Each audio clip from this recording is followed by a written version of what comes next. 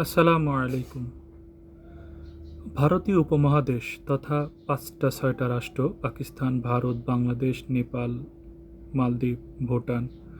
ভারতীয় উপমহাদেশ থেকে ব্রিটিশদেরকে তাড়িয়ে দেওয়ার ক্ষেত্রে কওমি মাদ্রাসা তথা উলামায়ে দেওবন্দের অবদান সবার সামনে।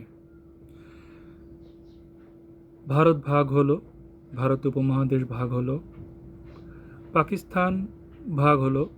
পাকিস্তানের যুদ্ধটা ছিল জালেম এবং মাজলুমের যুদ্ধ। সেই যুদ্ধ কওমি ওলামায়ে কেরাম মুক্তিযুদ্ধের পক্ষে তারা ফতোয়া দেয়া থেকে শুরু করে মুক্তিযোদ্ধাদের বিভিন্নভাবে সাহায্য সহযোগিতা করে একটা মুক্ত দেশ পেল। পাওয়ার পরে এই ওলামায়ে কেরাম তারা দেশ স্বাধীনে অগ্রণী ভূমিকা রাখলো। তারা ইসলাম চর্চায় অগ্রণী ভূমিকা রেখে যাচ্ছে। শুধু দেশ মুশরিকদের হাতে বর্গা দিয়ে তাদেরকে চাষাবাদ করতে দিয়ে তারা নিজেদেরকে মাদ্রাসায় বন্দি করে নিয়েছে।